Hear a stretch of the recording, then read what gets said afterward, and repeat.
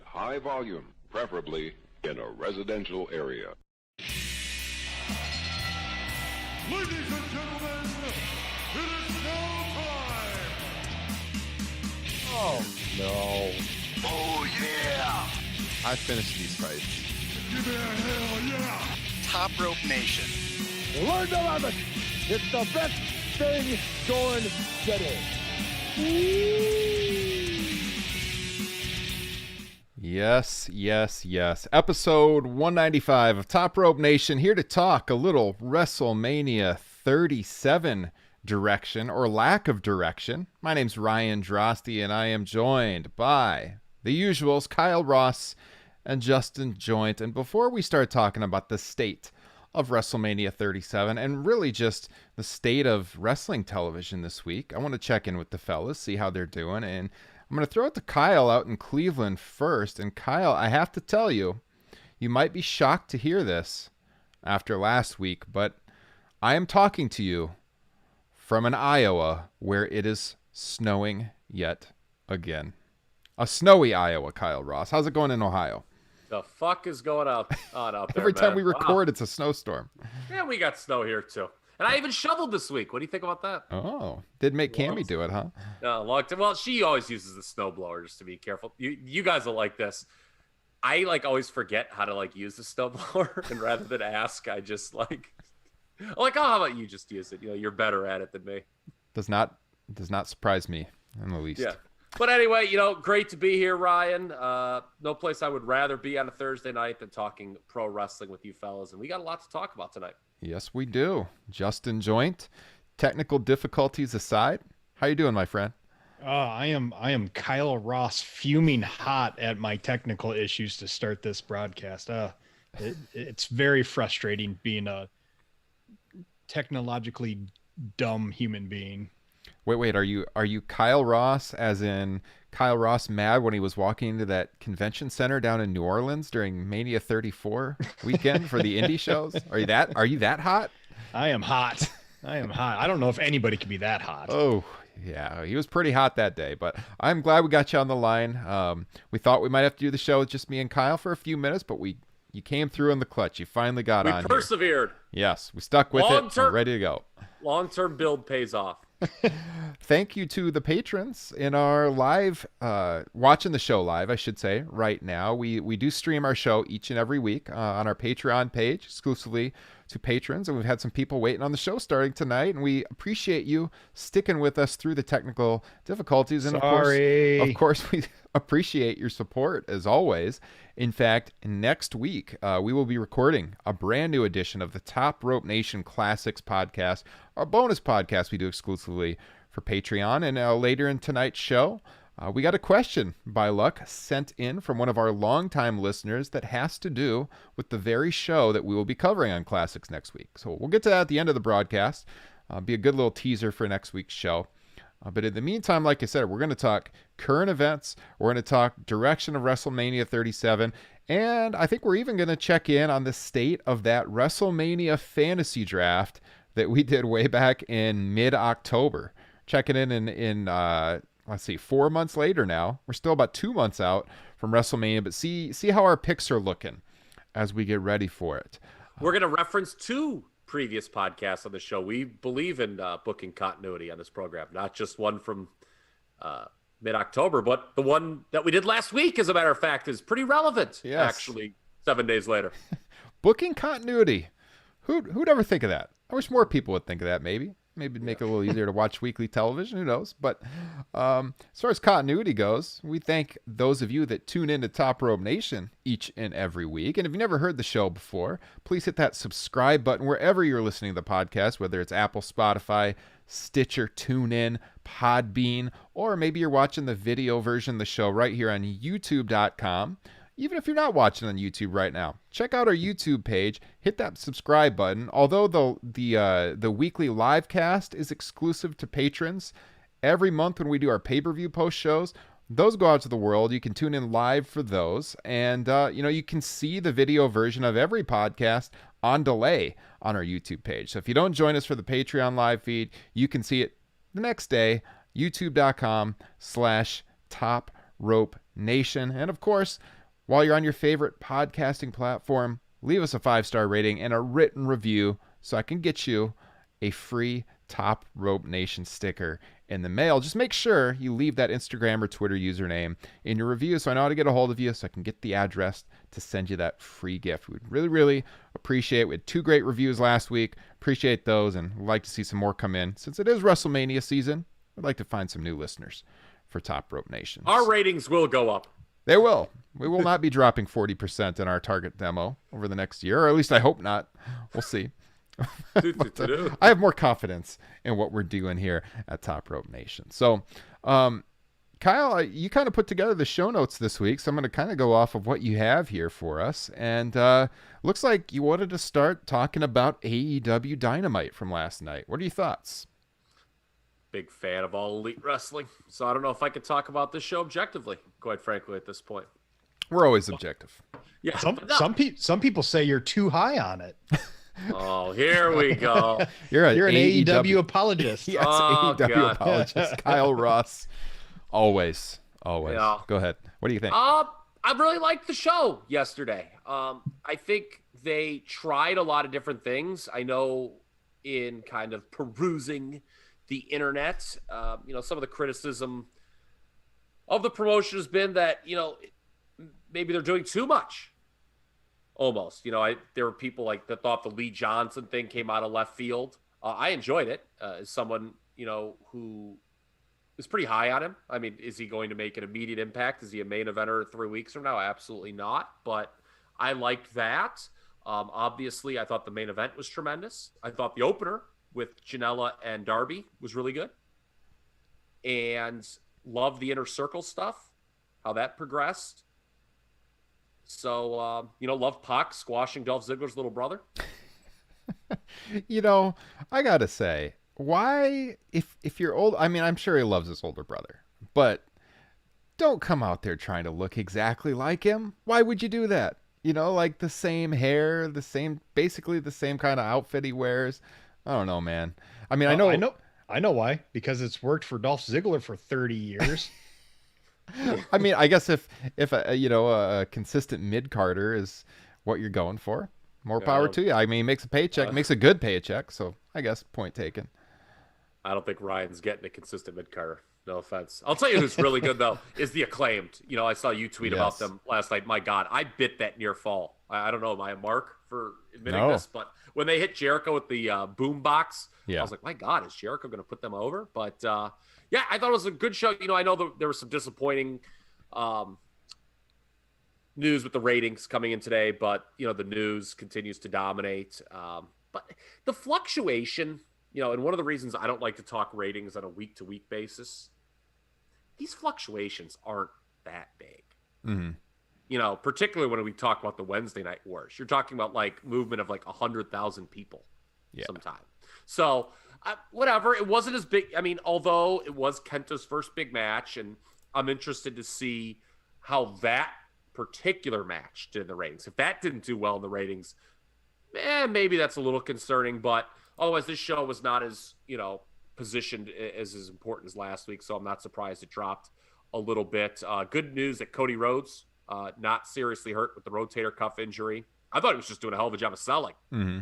When they revealed that he actually had a minor injury to the rotator cuff, I was like, oh no, this Shaq match is so cursed.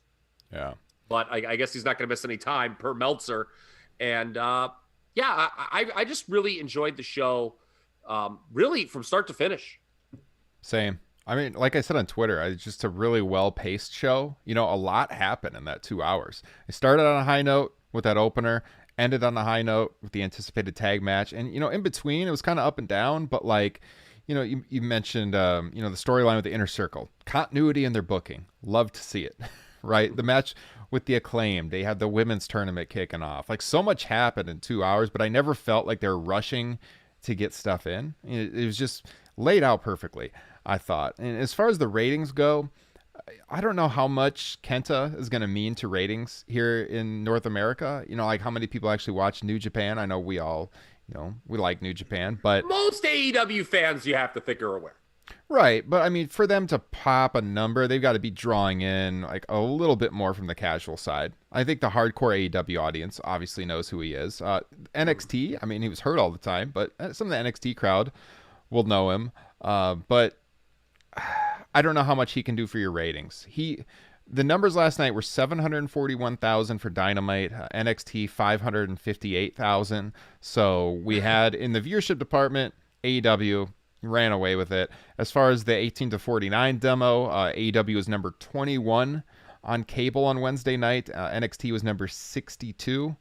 So, they've done higher viewerships and they've done higher demo ratings for sure. So but like you said, Kyle, there's a lot going on in the news, and I think that plays into it a little bit too. Look, I have not actually watched NXT yet, so I don't want to comment on anything specifically or be critical of the show, but I think it's pretty obvious that the Dusty Classic, particularly doing two Dusty Classics, one for the men, one for the women simultaneously, is just not a big ratings winner and not drumming up a lot of interest in the weekly television for the black and gold brand. Yeah. I think the consensus is that they haven't really been colder going into a takeover ever than they are for this one.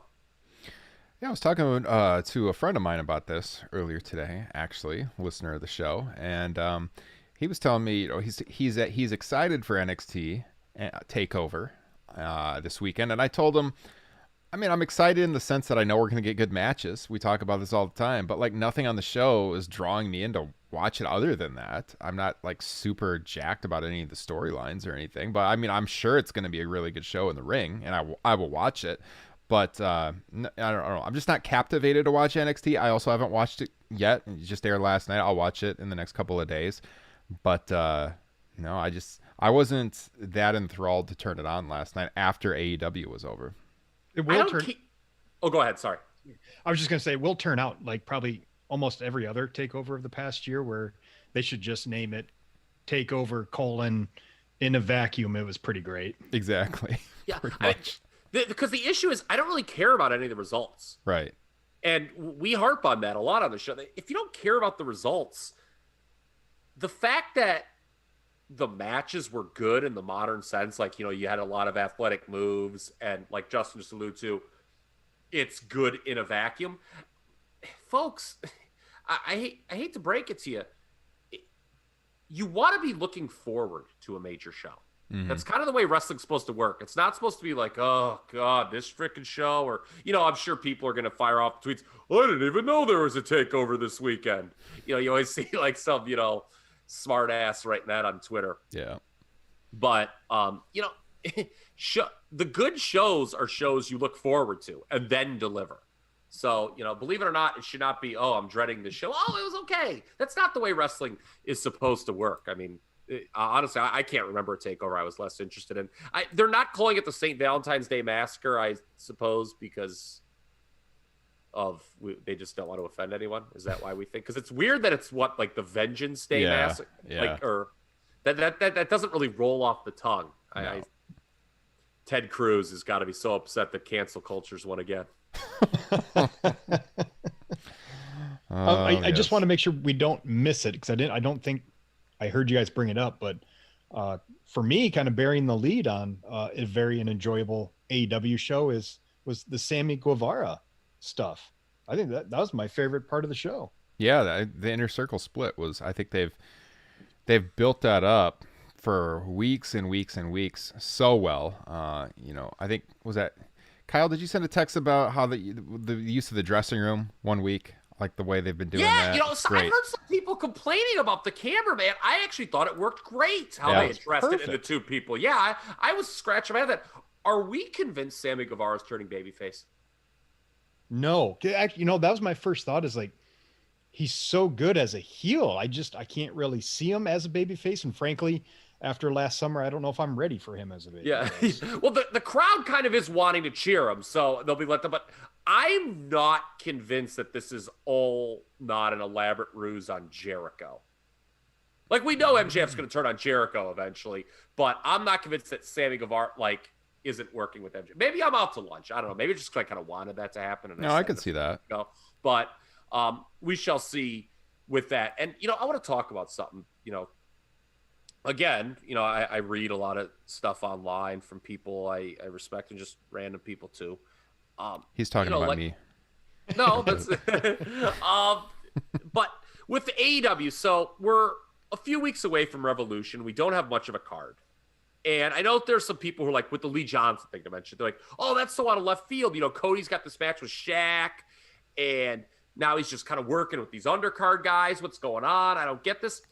And I find that kind of analysis to be a little fascinating, quite frankly, because I think we've become so ingrained on the WWE way of building to a pay-per-view that we forget there's other ways to do it.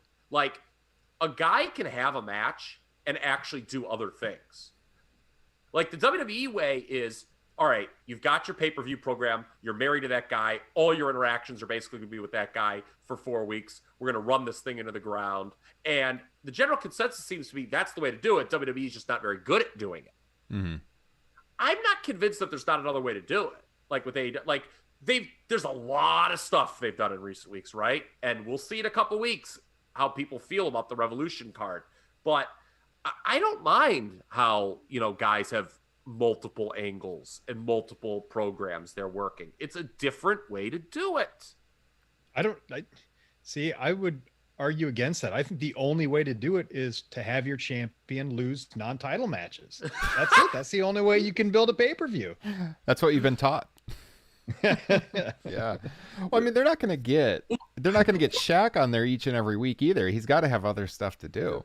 Or have the challenger lose 3 times on the weekly TV and then win the title at the pay-per-view. Yes. That's also a very effective way of building a title match. Right? I mean, so I don't know. I mean, it's funny because how many Dynamites are there between now and Revolution? Is it still 4? Or are we down to 3? Let's see. 3. Can you break out a calendar? I want to say 3. I think Where's 3. the calendar? Dude, this is great podcasting. Thank you for me. Because next week will be the 17th. 1, 2, 3. Yeah, there's 3. Yeah. There's 3 left. Yeah. That's as many, Raws as there are between the Rumble and Elimination Chamber. So we shall see. I mean, they do need to, I think, kind of get this card coming together. But, yeah, I don't mind. I enjoyed every single segment on Dynamite last night. And I cannot tell you the last time I said that about WWE television. Yeah. It's kind of funny with them not really having the card put together yet. Whereas we have a lot more faith, us as a podcast, and I think fans that they have a plan and they are going to get where they want, unlike WWE where we have no clue where they're going. That's a great point, right? Because WWE's sort of lost the benefit of the doubt with booking. We've talked about that a lot. It's like, when some of these WWE, I'll use the term, apologists will say, oh, you got to let the story play out. Motherfucker, how many stories have we let play out? Remember when Bobby Lashley, Lana, that wedding was like the key thing last fall? Mm-hmm. And like Lana was, booked as like, the old ball and chain holding Lashley back. Yeah. And now she's a babyface and Lashley's still a heel. That's quality writing right there. And that's just like one thing I thought of as an example. Yeah. So, again, AEW still, we'll see. In 3 weeks, maybe we'll come here, tail between our legs, and like, man, this kind of just scattershot booking for this pay-per-view. But when that time comes, I'll admit it if it's not good. Kyle, let's talk about the other big show this week, what we saw on Monday Night Raw. Really only one thing we're going to talk about from Monday Night Raw, but so this Elimination Chamber reveal where turns out you don't have to win the Royal Rumble to get a title shot. In fact, 5 people can get a title shot at the next pay-per-view. So, Kyle, you wrote in the notes this was a troll job on wrestling podcasts everywhere. Your thoughts? Well, that was kind of a facetious remark to hopefully pop you guys. But if you go back and listen to our podcast from last week, and you noted this, Ryan, on Twitter.com, a lot of podcasts tackled the issue of age. Told you he was reading my writing. Yes. Yes. I mean, what else can you think? But like either WWE just doesn't pay any attention to its criticism or just wants to laugh it off. Because we spent like 45 minutes last week talking about how overexposed more than half this roster is, how they've been around forever. And who do we get challenging Drew McIntyre in the Elimination Chamber? Why is Jeff Hardy in this match? Okay, that I have no clue. I have, like, that one, I mean, I can't even come up with a funny joke other than why is he even in? But we've got two guys that he beat in a ladder match at the last pay-per-view, AJ and Miz. Mm-hmm. We have Randy Orton, who he's beaten multiple times over the last 6 months. And then Sheamus, who, and I could not believe this. Please correct me if I heard this wrong. His angle is that, oh, I'm not a draw, so you had to make this an Elimination Chamber? He actually said that. They had him say that on television. I thought that Vince Russo and Ed Ferrara had re-entered the building. And I heard that line delivered. Oh, yeah. It was always my opinion that good booking not only accentuates performer strengths, but masks their weakness. Okay? I'm not saying that Sheamus is a great draw. He absolutely isn't in 2021. But if someone isn't a great draw, do you know what you do not have them talk about on television? How they're not a great draw. Yes! I was just so flabbergasted. I was like, what are you doing? Well, that'll really make me psyched up to see. Oh, I get it. So WWE looked at a potential Drew Sheamus match like, oh, no one will watch that. So we'll do an Elimination Chamber and said, what kind of lame brain shit booking is that? Yeah. So, this is truly a remarkable match in the history of professional wrestling. I mean that. My hat's off to Vince and Bruce, because truly anything can happen in the World Wrestling Federation with this match. You have a match with 5 title contenders where no one in their right mind believes any of them will win. No one could make a case for any of them to win. Voices of Wrestling, they do a great job. They got knowledgeable people over there. I'll give a shout out. They have this week. Who would be interested in this match? Not I. Part of it is they're all former champions. There's like basically no underdog other than the fact that they're all underdogs because nobody wants to see them win. But there's no real rooting interest in somebody to get their first title. No, and sometimes when it's a position like, okay, the champion's going to retain, well, you could use this match as maybe a setup to spark a interesting upper mid-card match at WrestleMania, right? We're going to talk about the WrestleMania card later on. Who in the bloody hell would want to see any of these any pairing of these 5 contenders wrestle in a mid-card match at WrestleMania? No, I mean, it's that overexposure you talk about. And I'm glad you mentioned that, because I have the 2011 Elimination Chamber pay-per-view card up right in front of me. Of course you do. Because this sure does feel like it could have happened at the 2011 Elimination Chamber, doesn't it? Well, guess what? Sheamus was in an Elimination Chamber match at that pay-per-view. Randy Orton was. We have Edge, or no, not Edge, no, although he's still on this show. The Miz was a defending champion. Believe it or not, he had that Jerry Lawler program, which is good. I'll defend that program. That was a good program they did. Remember when people wanted Jerry Lawler to win the world title in 2011? They were so desperate. And Drew McIntyre was in one of the cage matches or the chamber matches as a challenger. Wow. Jeff Hardy. 10 years. Believe it or not, Jeff Hardy was not on this card. Was he out of the promotion in 2000? I feel like he was. That was after like his ill-fated run with Impact. Yeah, that sounds right. So he wasn't, but still, I mean, everyone but AJ Styles, like, if somebody was like, "Oh, they were on this Elimination Chamber show 10 years ago," you'd be like, "Okay." Yeah, you say on the notes that Drew versus Sheamus one-on-one would have been a better option. And I agree with you, because I made the case for the Rumble that Drew versus Sheamus should have been the match rather than Goldberg. Well go ahead. That's my fear is they're doing this to prolong Sheamus and McIntyre to WrestleMania. Well, we'll talk about that here in a little bit. Yeah, well, I'll say that's like an issue, but like, I mean, at least for Fastlane, right? Although I don't know why you would do it one-on-one since you've told us Sheamus isn't a draw. Here's your WrestleMania 37 headliner. Yeah, Sheamus. you're right. I mean, Yes. nothing says WrestleMania title contender like a guy coming out and like saying, "What? You don't think I'm a draw?" So the thing with Drew and Sheamus that I think works better than this chamber match is it's a personal issue, right? Like they have that history. Drew cut.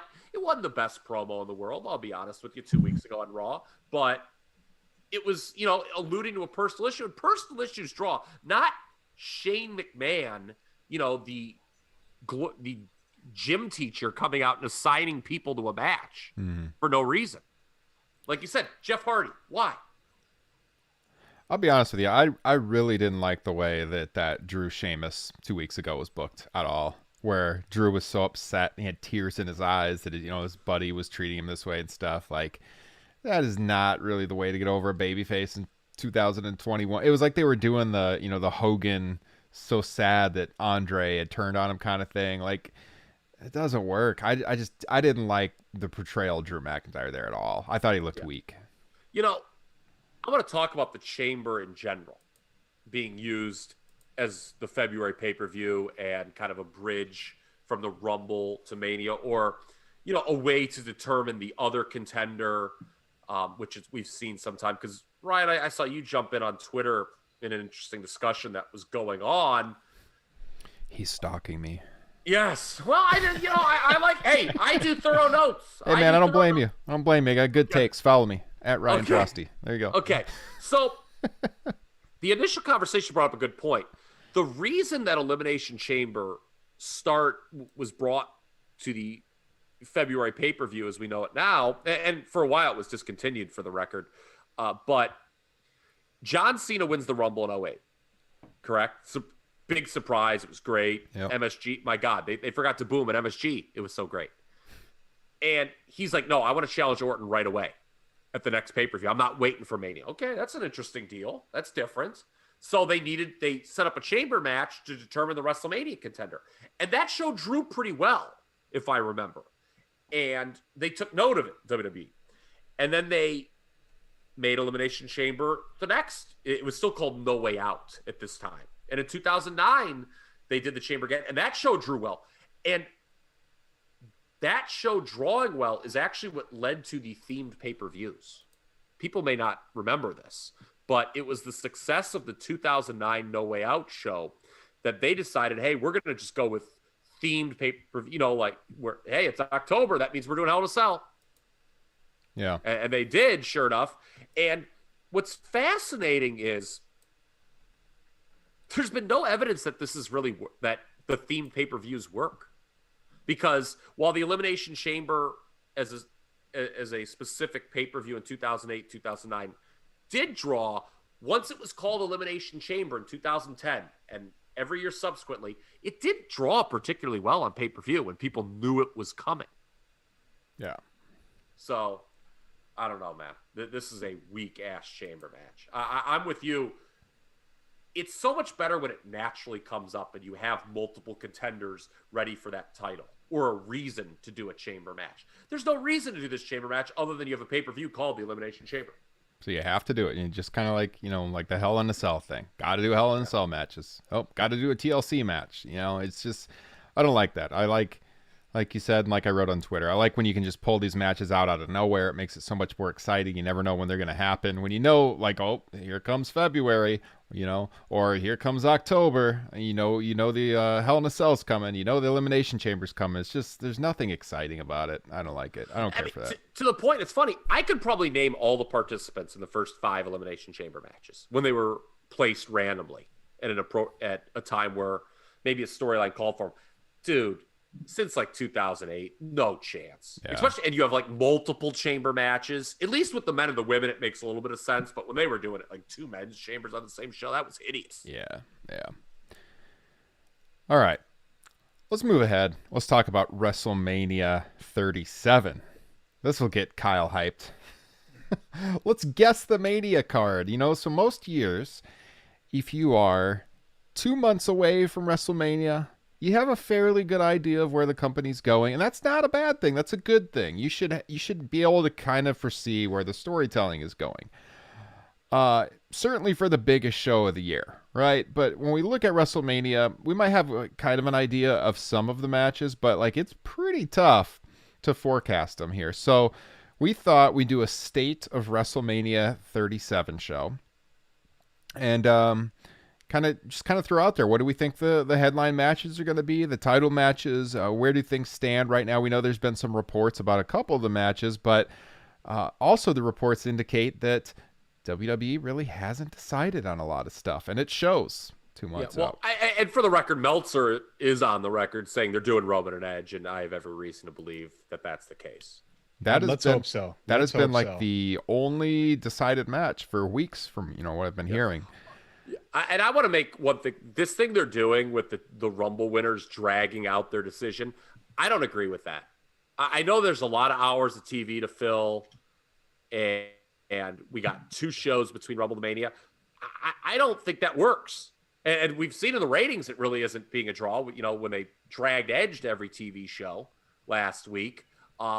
To me, I think you want to name your match, or at least telegraph to your audience which direction it's going. I don't mind it so much, to be honest with you, because I think it's logical. I mean, he's going to wait and see who walks out of the chamber match champion to see if he wants to challenge him, right? I mean, if Jeff Hardy walks out of there, he's going to want to beat him easy at WrestleMania. There you go. Yeah. I mean, I don't have a huge problem with it. I think there's some logic behind it, at least. I don't know. It's just like when I saw Edge and Reigns, was kind of confirmed by Meltzer. In my head, I'm like, all right, how do we storyboard this? Whatever happened to storyboarding? Yeah. And I kind of came up with an idea. Maybe I'll share it if we have time, but that would have worked where he didn't necessarily have to like say it right away, but you could have heavily alluded to it being the match. And I think it would have worked. And yeah, I'll talk about it later, as a matter of fact. But I don't know, man. I don't really like I'm going to wait. Maybe I'll pick Finn Balor. Like, what are we doing?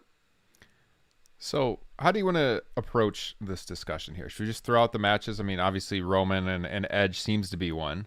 And then just kind of go around the horn and toss out matches we think are going to happen. Do we want to go one by one? What do you envision here? I've got 5 names, and I'm just curious as to how many of those 5 names you guys think might actually be on the card. Okay, go ahead. John I actually Cena. did a similar approach to this, by the way. I had like 6 male performers that I think need to be focused on. John Cena. I think he'll be involved in some fashion. I don't know that he'll be wrestling. I think he'll somehow be on the show. So the reports are WWE says it needs 2 big matches each night. Right. And we know it's going to be the title matches are going to be, the Drew title match and the Roman title match will be one of them. I mean, if they don't bring John Cena back, it's tough to imagine what that would be. But at the same time, I have no idea who the hell he would work with. Yeah. Who else you got? Triple H. I was going back and forth on this one. I actually don't think Triple H is going to be on the show this week. Or this week. Well, he's disappeared. Yeah. How can he? His disappearance has never been explained from that Randy Orton match. Last we saw him, he was holding that burning sledgehammer. He just disappeared. I think he just went into the vortex. So did you guys see this thing where he was teasing a match with Darius Leonard of the Indianapolis Colts? God, I hope not. I don't even know who that is. Very good linebacker. We know that the Colts defense, very good. I don't know. He didn't work last year, Hunter. It was his first Mania that he didn't work since the one he was injured at in Detroit, right? 23? Yeah, that's probably right. I don't know. I don't think so. I'll say no. If he doesn't, that means it could be the first WrestleMania without Triple H or The Undertaker since, WrestleMania 10? Yes. Would be. Yeah. I think he's going to get on there some. They need star power for this show. And I think most definitely either Cena, Triple H, or the next one, Brock Lesnar. I mean, one of those 3 have to be on. I do think Brock's going to be on it. I have a guess on that one. Let's hear it. All right, I'll throw it out there. Triple threat match for the WWE title. Keith Lee, Brock Lesnar, and Drew McIntyre. Ooh, a big boy match. I like it. That's you draw on that history from the Rumble last year when Keith came out and he called him the big boy, right? That's what they like those triple threat matches at Mania. I don't see a clear direction for McIntyre other than maybe they still with Keith Lee. I don't think they're going to do Sheamus at WrestleMania, and so I don't see them doing a Drew Brock match, a repeat of that. So I think you throw a new name in the mix, so you still kind of get the rematch, but you have a third name in there, and it's Keith Lee, and they elevate Keith Lee out of that. Well, it's interesting because with the triple threat idea, Ryan, I don't think they're going to bring Lesnar back and beat him. And I also don't think it's that productive or who they would have in mind to have work with them one-on-one and lose. Yeah. So, like, if he did come back, a triple threat where maybe he doesn't take the fall is logical. Because if there is a ready-made storyline for Brock Lesnar, it's clearly with Roman Reigns over the Paul Heyman deal, right? Yeah. So, yeah, I don't know. I agree with what Justin said, that you look at those three big names he's tossed out, Cena, Hunter, Lesnar, at least one of them's got to be on the show. Yeah. Brock, they need to work out a deal with Brock, first of all. But he seems likely to me. We'll see, though. That's just a guess. It's not a report. Just a guess. Yeah. I'm just trying to guess matches. Yeah. So I got Justin, you have two more names. Two other part-timers, and I'm just going to throw them both out right now because neither one really does much for me, but I just figured we need to get them out there. Goldberg and Shane O'Mac. I'll say no to Goldberg since he just worked. I think they'll save his second match of the year for down the road. Shane, he did just kind of come back out of nowhere. I don't know who he would work against, but I could see it happening. Drew. My buddy, no way.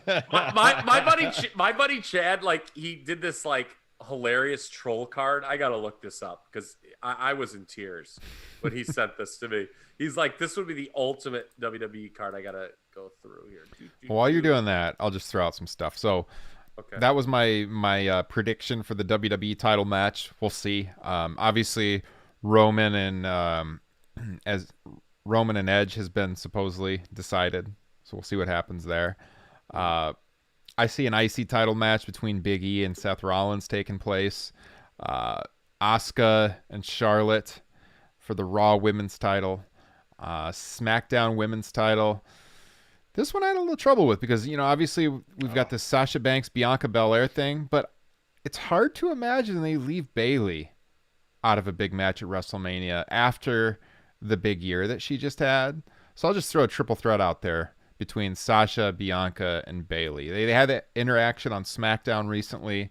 I could see it happening. So just for the fun of the cause here, let me throw that out there. Triple threat SmackDown Women's Championship match. You just need Bayley in there from our WrestleMania fantasy draft. That's true. We're going to get to that in a second. I like how he threw Asuka in the women's because I had Asuka. So it's funny, Justin, that you approach the card, and quite frankly, given WWE's booking, you should, from the part-time perspective. By the way, I do have these cards.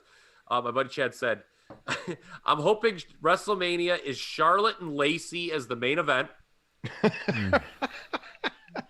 Drew versus Shane. Oh no. And then Bobby Lashley in a handicap match winning over Matt Riddle and Keith Lee.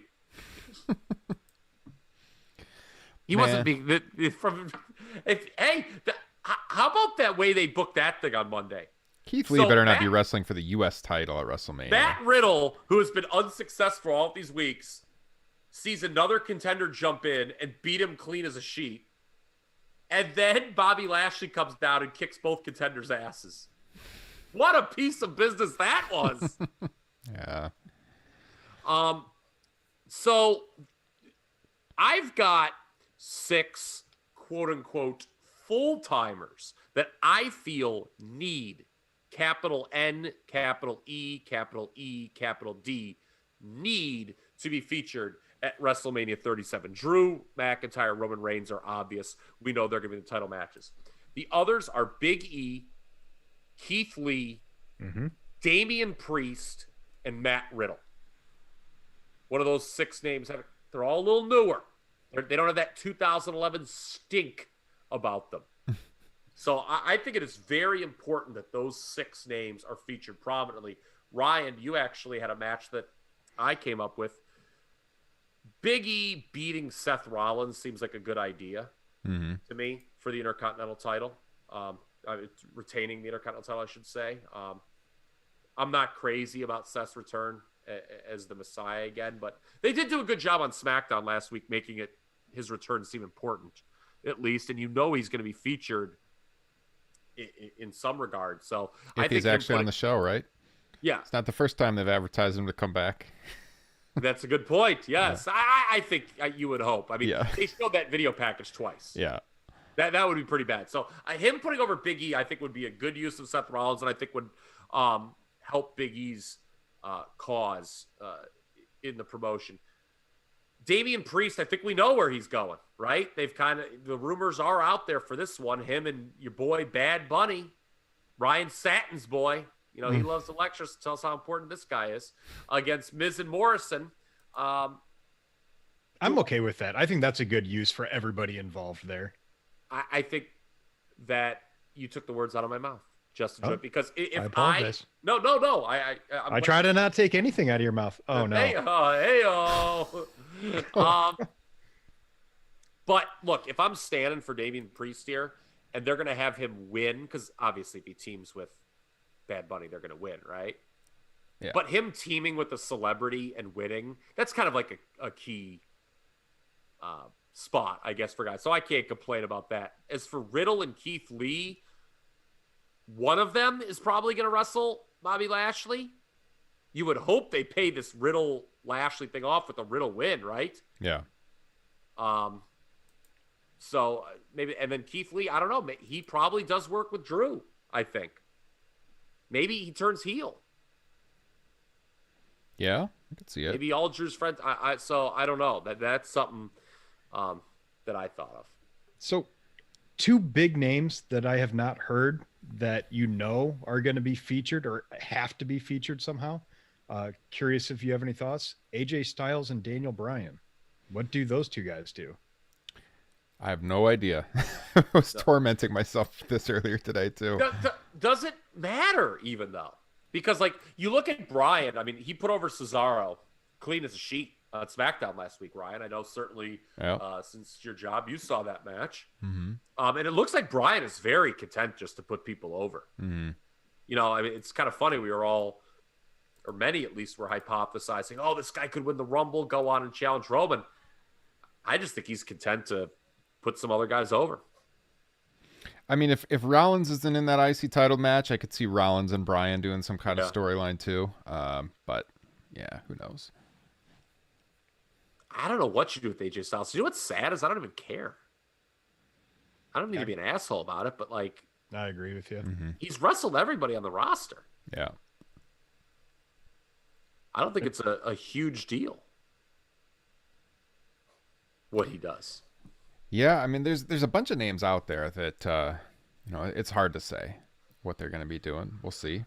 But yeah, I mean, I think the first order of business is who's going to be that Raw contender, and then it's kind of a domino effect from there. Yeah. They'll bring in the part timers, kind of like Justin said. At least one of those names is working, because I don't think they're very confident in their mid card.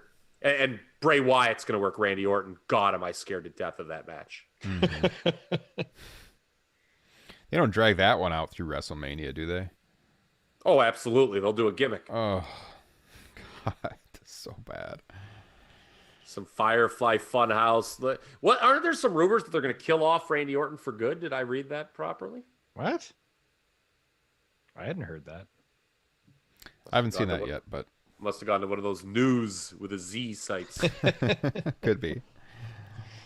All right. So as you can see, it's kind of a fruitless exercise, but we're trying to make some guesses as to where they could be going. But like Kyle said, it's pretty hard to forecast it, at least on the Raw side, until we know what's happening at the top of the card. So see how Elimination Chamber shakes out. Yeah, well, that doesn't determine anything. I thought for sure the men's chamber match would be determining the other. I mean, as far as what happens in the match, do they build any kind of story coming out of the show in the match? Yeah.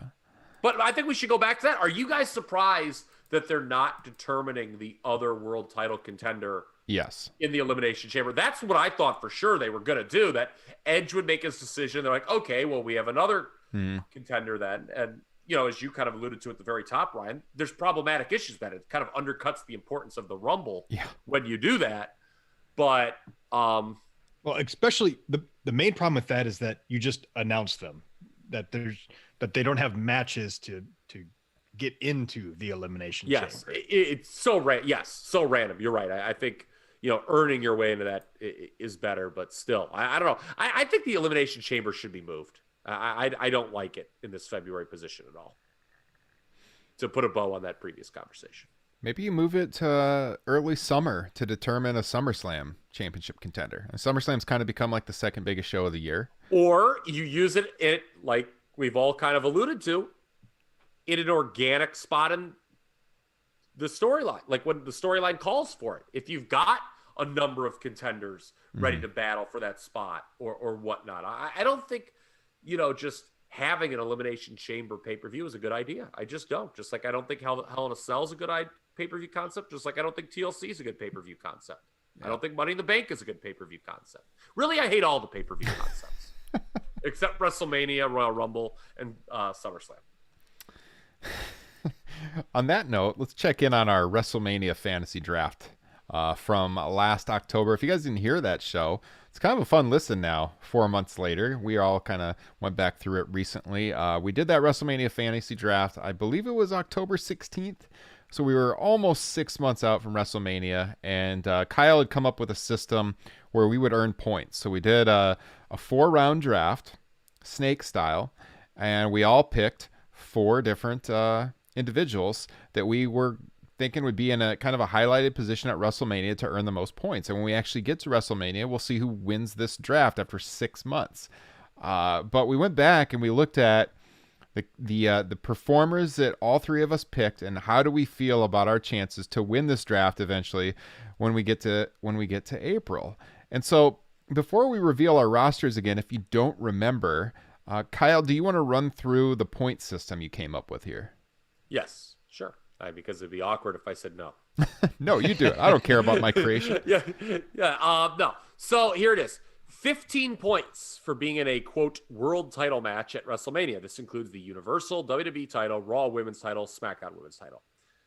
You get an additional 10 if you win that world title match, and an additional 5 if he/she wins the main event match. By main event match, must go on last on day 2 to qualify. It is interesting that maybe we should. You added that. That wasn't in the original one, correct? That is true. I guess, you know, I was ad-libbing as I spoke there. We should speak because it was not known that this was going to be another 2-day WrestleMania. What do we think? I don't know. I kind of feel like if you're headlining night 1, that's still headlining. Yeah. I feel like each night should count. Each night? Okay. Mm-hmm. So if you headline a night, okay, we'll do that then. I mean, we should probably wait to see how it shakes out. If it's in my favor or not, then we'll. Okay, fair enough. I love it. I agree. Hey, based on your picks, you're guaranteed. I'm getting at least one main event for sure. Absolutely. By that rule, I mean, you're almost guaranteed victory. But whoever wins the main event then would get 30 points. If the main event, by the way, is not a title match, that's kind of awkward. I don't think we ever addressed that issue. If they put a not world title match on last. We also said +5 for any wrestler that leaves WrestleMania as any kind of secondary champion. This would be IC, US, or tag. Screw the 24/7. You get 3 points for just winning a match at WrestleMania if you win a match that's not for a title. So the rosters we walked away with after that draft, Kyle had Big E, Drew McIntyre. Whoa. Number 1 pick, Big E. Yes. And I'll be honest with you. I'm going to stand by that comment right now. I'm going to stand by it. Should be Roman and Big E at WrestleMania. I don't disagree. Yeah, these are the order that they were picked in. Of course, it was a snake draft. Kyle picked first, then Justin, then me. But Kyle, in the end, walked away with Big E, Drew McIntyre, Asuka, and the Street Profits. Justin had Roman Reigns, Sasha Banks, The Rock, and Edge. Oof. Justin went all in on a Roman Rock match there. Yeah. And myself, Ryan, walked away with Charlotte Flair, Bayley, Keith Lee, and Seth Rollins. So how do you guys feel about your group there? Justin, you feeling pretty good? I mean, like one of yours, The Rock's not going to be on this show. So but your other three are pretty dang good, right? If for some reason Sasha Banks is not the champion going into WrestleMania, something has gone seriously wrong. Yeah. But my big takeaways from seeing this is, if I remember correctly, Drew kind of fell in the draft. I mean, he was kind of like a mid pick for somebody. End of second round, I believe. For me, yeah. So it was funny. I'm listening to this thing because I had forgotten who we all picked. And I assumed Ryan was going to take Drew McIntyre the second. And when he didn't, I was like, oh my God. And then Charlotte Flair, WrestleMania, and she's going to be in a title match most likely. Oh, for sure. For sure. But no, and then I was like, oh my God, I got Drew, because I knew I picked Big E and hated that pick. I think we all kind of have one pick that if we could do it over, we'd probably change. For me, mine is Big E, obviously. For the record, this draft we did took place right after the actual WWE draft. And I think at the time, the rumors were pretty strong about what they were going to do with Big E. I did say when I started the draft, I'm like, all right, I'm going to make the safe pick. And then I paused and said, fuck it. Yeah. Well, I got Keith Lee at the end of the third round, and the rumors were out there with him too that he would be doing something big. Yeah, and I was like, fuck it, I'll go with Big E. I just want to root for him. And yeah, I mean, that pick, I don't feel great now because obviously he's not going to be the world title match. The best I can do with him is +5. As Justin alluded to, I love that I have Drew, though, to back me up. Obviously, he's going to be in a title match. Hopefully he retains. Asuka, I hope she doesn't get shouldered out of a Charlotte Lacey situation. Yes. We should probably talk about the women's matches a little more. I mean, I could see that being a 3-way. Asuka, Charlotte, and Lacey for the Raw women's title. Does anybody have a lot of interest in seeing this whole Lacey Charlotte thing shake out all the way to Mania? No. Pal! One guy does. Yeah. But what I was going to get to with Drew McIntyre is because, like, for me, I looked at two things and it was just about pessimism and optimism. And it was like, with Drew falling that much, I think it was the three of us being kind of pessimistic that they were actually going to let Drew carry this title all the way to Mania. And that's probably why he fell. And then for me personally, Jesus, what the hell was I thinking that the vaccine was going to roll out efficiently and they were going to have a giant crowd for WrestleMania and The Rock was going to be there? Talk about freaking optimism. Well, to be fair, you immediately regretted the pick. Like I said, okay, the podcast, you were like, that was a terrible pick. And Ryan even said, you could pick over if you want. And you're like, nah, I'll stick with it. But you did get Edge in the fourth round, which is like a tremendous, obviously the Rumble winner, and that made up for it. So, I mean, if you had almost picked anyone other than The Rock, you'd be like guaranteed victory. Can I trade The Rock for Lacey Evans right now? No. Better chance. But well, here's the thing. When I picked Big E first and laid it out, I was at it. I'm like, well, who the hell is good? If it's not Big E challenging Roman, who the hell is it going to be? And we were kind of all like, I don't know. You Ryan said maybe Daniel Bryan, and I was like, I don't think they're going to put him in that spot. Yeah. And lo and behold, it's going to be Edge, which is kind of a wild card. I think the reason Drew dropped, to Justin's point, is there was the feeling, maybe is Edge Orton going to be? Yes. I was just going to say that because he had just lost the title, right? To Orton around that period. I can't even remember. When did he drop the title, like briefly? Wasn't it from Hell in a Cell? It had to be right around that, yeah. That was Hell in a Cell, wasn't it? I don't know. I can't remember. It's like, because this draft was in mid-October. So it was around the time either he was dropping it or it was rumored, like something. We definitely thought maybe Orton Edge. And I think that's why Drew fell a little bit in our draft. But yeah, it seemed like they might be moving into something different. But then again, Edge was there in the fourth round. So we just weren't as confident maybe because he was out of action. But who knows?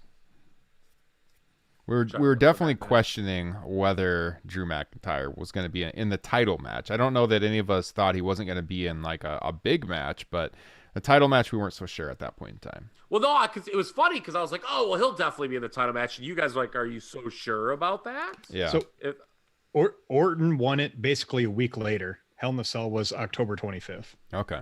Okay, there you go. You found it quicker than me. All right. Yeah, I feel like with my group, so when I was drafting Charlotte, because I figured it's Charlotte Flair, she's going to be in a title match. Bayley had the best year of any woman on the roster in 2020, so I figured she'll have a big match. Keith Lee was being rumored at the time to do something big following the WWE draft, and then it's Seth Rollins. Fourth round, I felt like that was kind of a value pick that he would be, coming back after being off for the baby and everything. So I don't know. Like, I feel like I could still do good in this, but things got to go my way. Like Bayley might have to work her way into that SmackDown triple threat I proposed possibly. Keith Lee somehow gets in the WWE title match for WrestleMania. And then you got Charlotte. So I feel like I could still score pretty well here, but it's a lot of unknowns right now. Seth, right. Maybe he's going to be in the IC title match. There will be 4 women's matches on the show, at least. Mm-hmm. The 2 title matches. I think Rhea Ripley is going to be on Mania working somebody. What do we think about her? That's somebody we haven't even talked about on this show.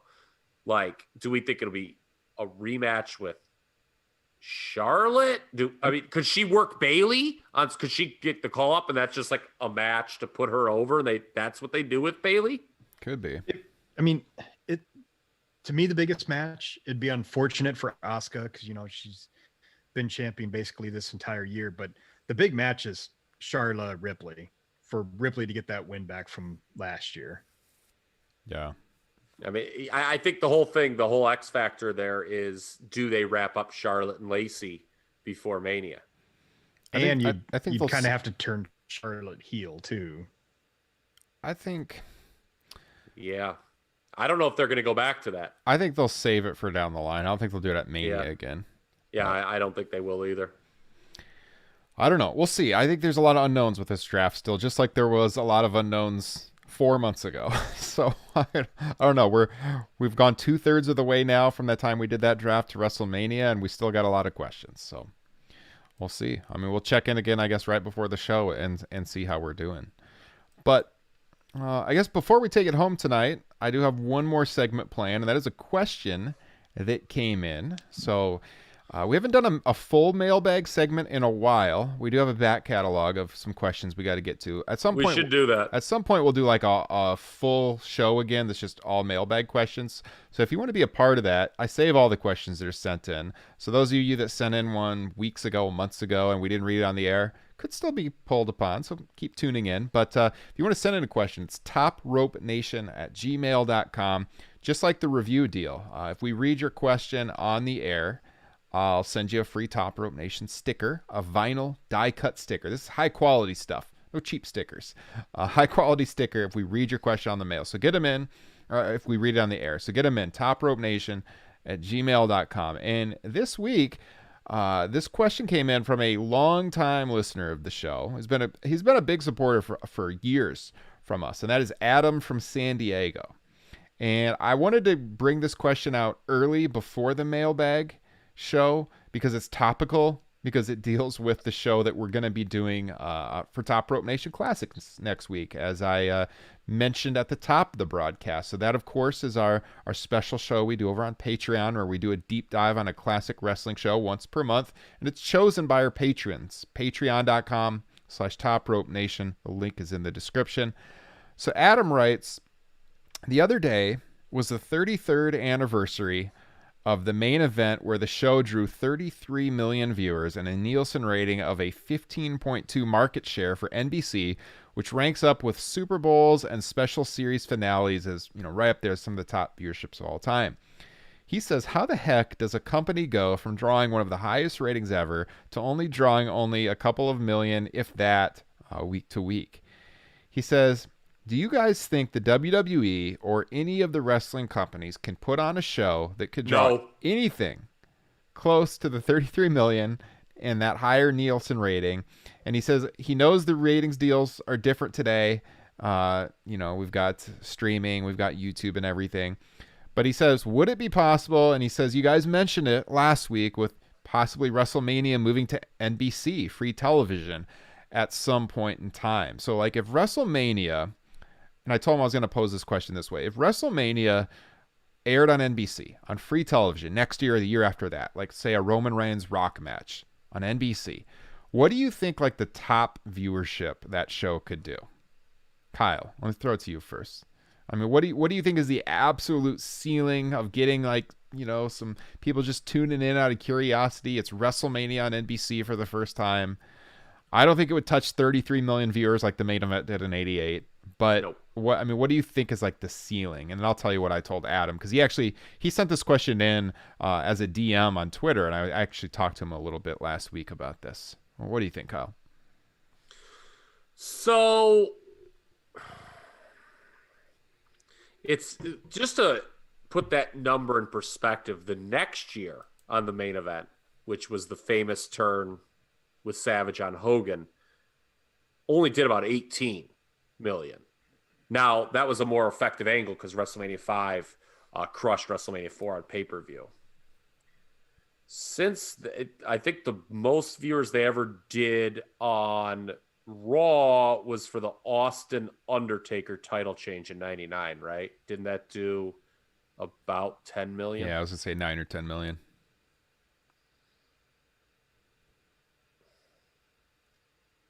If WrestleMania was on network TV and they had The Rock, presumably, I don't know. I'm not good at ratings. I would have to see like what does like a Sunday night on NBC usually draw?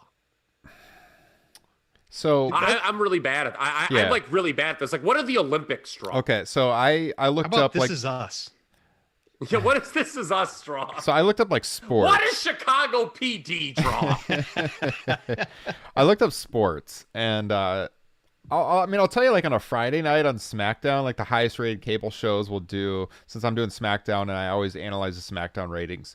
Viewership wise, like the top shows on a Friday will do like around 7 to 8 million, I want to say, in viewership at the top. But like a big sporting event, the college football BCS title game did like 20 million viewers this year. The NFC playoffs and the AFC playoffs were doing around 30 million. Super Bowl way more, but like you can't compare to the Super Bowl. That's like that's a cultural event. What does NBC Sunday Night Football do? I think around 20 million. I think usually like 15 to 20 million. 15 to 20 million right in there, I want to say. That's just off the top of my head. You can correct me in the comments, but I think somewhere right in there. I told Adam my opinion was like the absolute top they could do would be like somewhere like 10 to 15 would be like really pushing it, but like maybe 10-ish million. 10 to 15 for a WrestleMania I think would be like the top possible. And that would be like half to a third of what the playoffs were doing pre-Super Bowl. I don't know. I don't think it's beaten 10 million. No way. Yeah, I said 10 to 15 would be like really pushing it, but probably like 10-ish maybe. But of course, you know, I told him that's way more than watch WrestleMania right now. So I don't know, man. If it's on cable TV, if you have The Rock headlining and you have the spectacle of like, you know, maybe like a Dallas stadium or something like that. I mean, I do think the tippy top is around 15, but I would not be shocked if they got to around that, especially if they had a decent card. You know, if you throw in some Goldbergs and Lesnar's and Triple H's and Cena's, I mean, I wouldn't be shocked. Certainly be a curiosity factor for sure. And I think that's the key is you get someone like Dwayne Johnson on there. More people are going to tune in. Hey, we'll see what Young Rock does in the ratings. That starts up. Zero chance without The Rock. I mean, then you're looking at like 7 to 8. The Bills-Steelers game, which was a late season game, two good teams out of the AFC, averaged 17 million. For Sunday Night Football? Yeah. There's no way they're coming close to the NFL. I don't know. 10 million? Yeah. That's a good question. I mean, you look at 88, of course, there was less cable television back then. Yeah, I mean, people need to understand, like, there just was not a lot of options in 1988. Most people didn't have cable in 1988, right? No, we only had, so my parents, who were like, some of the most honest people you'll ever meet in your entire life, we actually, like when we moved into our house in 87, the people we bought it from, they're like, oh yeah, we steal cable. And like, we just left it for a while. And we only got like ESPN and like Nickelodeon and CNN. We got like, but it was through the VCR, and I didn't understand. I was like, what a weird way to watch TV this is. I didn't ask any questions. I'm 7 years old, but like, yeah, there just wasn't a lot on a Friday night, which is how, and also, doing Hogan Andre, and we'll talk about this a lot next week, as the big rematch from WrestleMania 3. I mean, it's impossible. There's never been any match that would come close to that. But yeah. I don't know. I don't think it would top 10 million. Well, I wanted to get on there because Adam's been a long-time supporter of the show, great supporter of the show, and again, it leads right into the Classics pod we're going to do next week, where we do a deep dive on that very show from February 88. You can watch it on the network. The main event, Hogan and Andre. It's Hogan losing the title for the first time. Like, he had the title for a little bit over 4 years. So I've already watched it. I'm probably going to watch it a second time. It's an easy watch. The show's 45 minutes with no commercials, and that crowd at Indianapolis is freaking hot. It's a fun watch. I'm really looking forward to talking about it with Justin and Kyle next week. You guys will be able to hear a preview of that Patreon show on the feed next Friday, and then of course that Sunday we'll be doing the Elimination Chamber post show just a couple of days later. So the Friday show will be the preview of the Patreon Classic show over the main event from 88. And if you want to support us on Patreon, you can hear the full show, but you'll get the teaser next Friday. So anyways, I mean, that's all I have. This has been a really good discussion, guys. I look forward to it. Kyle's a good IPA from Iowa he's been drinking from Toppling Goliath. Got to give him the shout out there. Someday, Kyle, I hope to take you to that brewery post-COVID. It'd be a good time. We're turning the corner. By the way, thank you for all the cards and letters, everyone. Just like Hulk Hogan in 1990 that I got last week. It was just a cold. Flu pod. Yes. Turns out I'm just a big pussy. He actually did get a COVID test. He did get a COVID test. I was that scared because, freaking people scared. I was feeling a little weird. I was a little nervous when we put out flu pod stuff. I was like, God, what if this is like serious or something? And I have to like eat crow. But nope, I was negative and stuck the old swab up my nose, and it was. Was it your nose? It was negative. Yep. Okay. Yes, it was my nose. No, I did not, as Chad Repack suggested, take the anal swab. Okay, what? Is that over on the Facebook discussion group? Got to get that plug in there. Top Rope Nation Pro Wrestling discussion.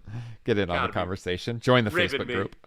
But no, hey, that was one of Justin Joint's greatest contributions to Top Rope Nation, was his Photoshop of Kyle and myself on Michael Jordan, Scottie Pippen. I legit laughed at that picture for like 10 to 15 minutes. That was so good after the show last week, and I'm mixing the pod, and then that comes across my phone, and I just had to stop and laugh. It was awesome. If you don't know what we're talking about, the photo is on our Instagram page at Top Rope Nation, and also on the YouTube page. If you look up last week's show, the video version, you'll see it on the thumbnail. Great way stuff. to clean it up, by the way, Ryan. I did clean up a little bit. Your cleanup job was much better than mine when I was probably buzzed and half hysterically laughing while putting it together. I cleaned up the Photoshop a little bit. I can't take any credit because it was all your idea, and it was hilarious. So nice job, Justin. Thank you. You can follow Justin on Twitter at JustinJoint, JOINT. You can get the hoodie that he is wearing that he just got in the mail. That is on our Spreadshirt store. It is shop.spreadshirt.com/TopRopeNation. Same with my hoodie I am wearing. The link is in the YouTube description. Legit, not just saying this because it's our hoodie. This fucking thing is comfortable. It is incredibly comfortable. And if you get one, get it a size up. Yes, that was what I advised you. The hoodies and the long sleeves do fit a little smaller. T-shirts fit true to size, but the hoodies are a little small. So, go a size up. I had to go a size up and get a medium. If you want to see what we're talking about, if you go to our Twitter page, there's a Linktree link in the bio that has the links to everything and all the podcast pages, and also our stores on Pro Wrestling Tees and Spreadshirt. But Spreadshirt has way more designs than Pro Wrestling Tees. That's where you get the hoodies, and there's a lot of good designs on there. I've spent my own hard-earned cash there many a times, and it's a good way to support the show too. We don't make a lot off of it, a couple bucks a shirt, but it's a way to get some Top Rope Nation gear and support us out there in the world when we're actually leaving our homes once again. So get laid. There you go. Follow him at TRP Kyle. Follow me at Ryan Droste, DROSTE. The show is at Top Rope Nation. We will be back next week with episode 196, and we're getting close to episode 200. We're going to have to do something special. Working on, I got a few ideas. It'll be close to WrestleMania, too. It will. We got to look at our calendar here because it's going to fall right in there. So I definitely am going to open up a voicemail line like we did for episode 100. we did a voicemail line where you could call in and give us a congrats for episode 100, and I played them all on the show. It was a lot of fun. Definitely going to do that for episode 200. So I'll have the number posted in the show description here in the weeks ahead. But anyways, hope you guys had fun listening to this. We had a lot of fun recording it, and we hope you have a great weekend. Take care, and we'll see everyone next time. Grab a hold.